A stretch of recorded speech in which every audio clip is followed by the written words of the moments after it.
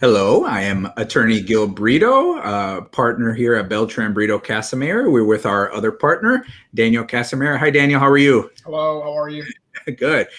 We're talking today something quite important. So we've had a lot of inquiries about this matter and this issue, particularly now with the change to a Joe Biden president administration, Daniel.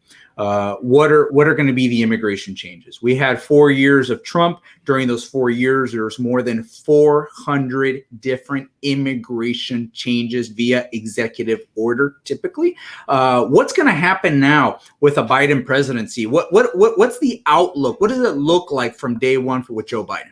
Yeah, I mean, it's all speculative at this time. And, the reason that we're doing this video today, it's just because we've been contacted by so many former clients, current clients, potential clients, thinking that, well, the immigration system is going to get easier now, or could it potentially get more difficult? Mm-hmm. Some people have asked us, who's the president-elect? Who's president? So we kind of wanted to do this video today to kind of explain how the election system works in the United States. Consider this a political science course, if you will, mini political science course, if you will. And basically what's happened was, the United States, we had our election and the president-elect is Vice President Biden. The challenging party can definitely go ahead and request recounts. They can take the fight to the courts. They can allege fraud. And of course, all of that will be investigated. But the U.S. Constitution says that on January 20th at noon, the new president of the United States is the person that has the most electoral votes designated by the states. And at this moment, that is Vice President Biden. That essentially means, that the vice president will have control of the military. They will be the ones that are in charge. And that's how the U.S. Constitution recognizes that. So in terms of immigration matters and things changing from one day to another, that's not going to happen. That's something that really takes months, takes maybe years. But something to keep in mind is that Vice President Biden has already announced that he will be rescinding certain executive orders that were signed by President Trump. For instance, the Muslim ban. That's the famous ban from certain Middle East countries, basically where if you're a national of that country, you can't get a visa. Vice President Biden has already said that he will be eliminating that. He's also made announcements as it pertains to DACA, which really doesn't affect too many of our clients, but it is something to keep in mind. So the president can do things from one day to another, but that's going to be very rare. Yeah, I would also add to that something that I think it's top of mind for a lot of people that are applying for immigration benefits is this public charge rule. The public charge rule basically stating that people that utilize public benefits in the United States, Daniel, are not able potentially to apply for work visas, to go ahead and apply for green cards in the future. They're taking a look at your income level. They're taking a look at your taxes, your debts, how many assets do you have. It's all done on this form called the I-944 form. This was now instituted in the month of October. Previously, it wasn't within litigation in the courts. Finally, the courts approved that it is authorized and that the executive order was able to proceed. It is the public charge rule. Biden has said that they will be getting rid of this public charge rule in the future. I think that is a great relief to our clients and great relief to those people that are applying, especially for immigrant processes, because at the end of the day, this is a bit of an onerous thing to not be able to have received any public benefit, certain exceptions, obviously. But let's just take a look at, we're currently living a pandemic.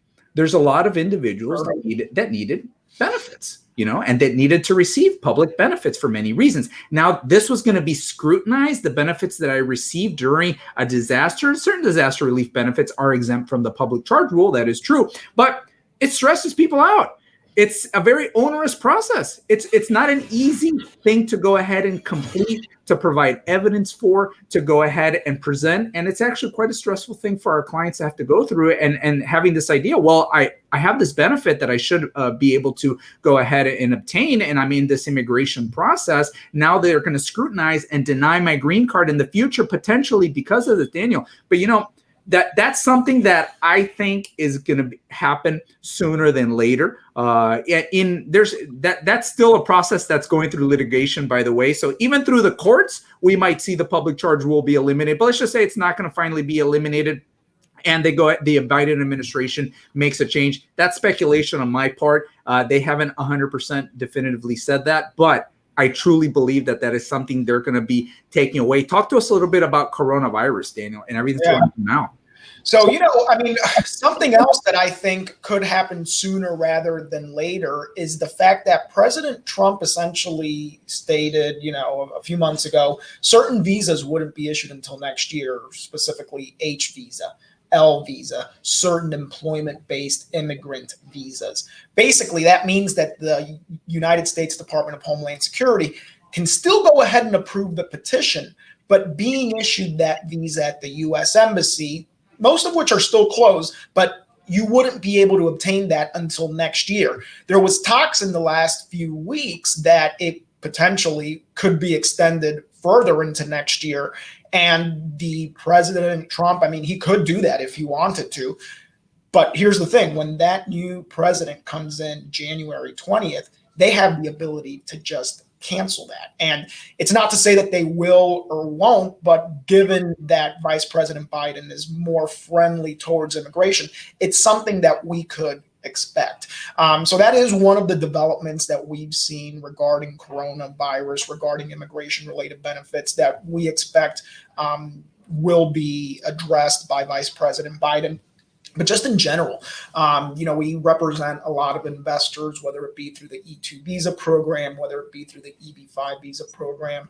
And, of course, everyone's concerned, do I want to make an investment in the United States? You turn on the news and you see the United States has such high rates of coronavirus infections. And that definitely is quite sad. But something that we need to keep in mind, too, it's how businesses are being affected by the coronavirus. And, Gil, I'm sure you can attest to this, but, businesses are open. Businesses are operating. Certainly there are some restrictions on those businesses, but businesses are opening, businesses are operating. We have a lot of investment clients, a lot of clients that have applied for the E2 visa that have had their visas approved already, interestingly enough, with a national interest exception. Yeah. The reason that I believe they're getting approved with the national interest exception is because it is in the interest of the United States to go ahead and approve these visas for businesses that are generating employment. That's something that we've always pushed. We've always highlighted that in all of our E2 visa applications. How is this business going to be generating employment? So given the great news that we had earlier this week regarding the vaccine, the fact that, they're telling us that Americans could be getting this vaccine beginning of next year, middle of next year. There's definitely light at the end of the tunnel. So I would say this, if you're considering investing in a business, if you're considering buying a franchise, buying a business, now would probably be a good time to start looking into that. I say that because it could take a few months to get the application going. It could take a few months to get it organized.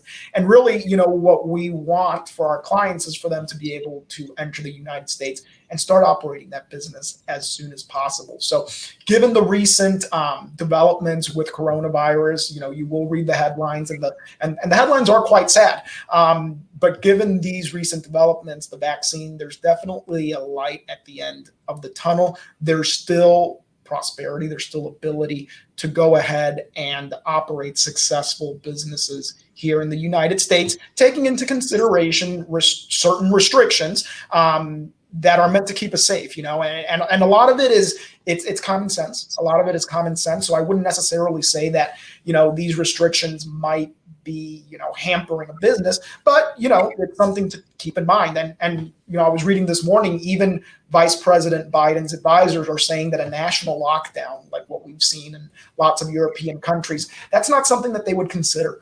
You have to consider how big the United States is. The way that something's affected maybe here in Miami, it won't be the same up in Montana and vice versa.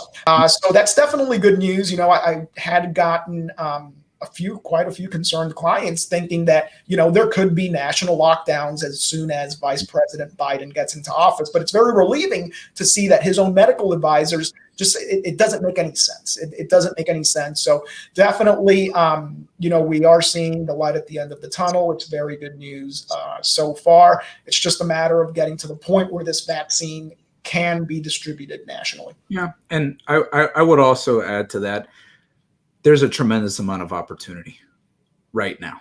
And we're seeing it with our investor clients. We're seeing it with our professional clients that are doing EB2 national interest waiver cases currently. All these cases, there is no shutdown of USCIS. Okay, they keep accepting cases. They keep processing cases. People are here within the United States. They could file for adjustment of status. They could file applications are being approved too. I mean, we've gotten so many green cards approved in the last few months. Gil, I want to say, I mean, looking back at the last few years, it's probably the most that I've seen in such a small period. Is it due to maybe less immigration applicants? We don't know. It could be. But I mean, it's just been so many immigration benefits that have been issued over the last few months that, keep in mind, the U.S. government is not shut down. The U.S. government is processing paperwork. They're approving cases. And once Vice President Biden becomes president January 20th, we can expect to see more movement out of the embassies. Keep in mind, the embassies are still in reopening procedures. The individuals that work at the embassies are human beings just like you and me. They also need to go ahead and take their precautions as well. So it's a process, but it's a process that's definitely moving, and I expect it to gain more steam after January 20th. Just to touch on something that probably it's a major fear of those individuals. Let's say these individuals that are here in the United States, Daniel, that are out of status. They don't have legal status in the U.S. And they are afraid of being removed and deported from the United States. President-elect Biden has said that he will have a 100-day moratorium on deportations. Okay, and they're going to analyze them again. Deportations, and really interesting, Obama-Biden administration was the #1 deportation administration in history of the U.S., but their emphasis was criminal record, criminal deportation. Okay, so what's happened with the Trump administration is that they came in and they changed the policy, and the policy became, are you illegal in the United States? And people that are illegal and out of status in the United States, I kind of cringe at that illegal alien label. I usually cringe at that. But let's just say we're out of status. We're no longer in lawful status in the United States. And they were prioritizing these individuals the same they would somebody with a criminal record that has been in jail. Okay. The Biden administration wants to return to emphasizing, again, people with criminal records for deportations, not really people that are just out of status. I think this is good news. I like the fact that there's a moratorium for 100 days on it. They're going to actually study it. They're going to analyze it. That's an important thing, I think. Another thing, particularly regarding asylum seekers, they're going to a lot of asylum seekers that are coming in through Mexico have to stay in Mexico, El Salvador, Honduras. The U.S. has these treaties that they signed recently with these countries President Trump signed with these countries, so they could take the asylum seekers and have them waiting in these countries until the asylum is decided yes or no, and then they're able to return to the U.S. Biden said that he will be rescinding these via executive order. I think this is obviously a good thing and a humanitarian thing to do, Daniel, but we'll see a lot more. And I think that that's the general feel, is returning more to a humanitarian type of approach to U.S. immigration. And obviously, I do feel that the U.S. is a tremendous place to come to invest in, to work in. And regardless of how things seem and in unbelievable turmoil, guess what? January 20th at 12:01 p.m., President Donald Trump becomes a private citizen.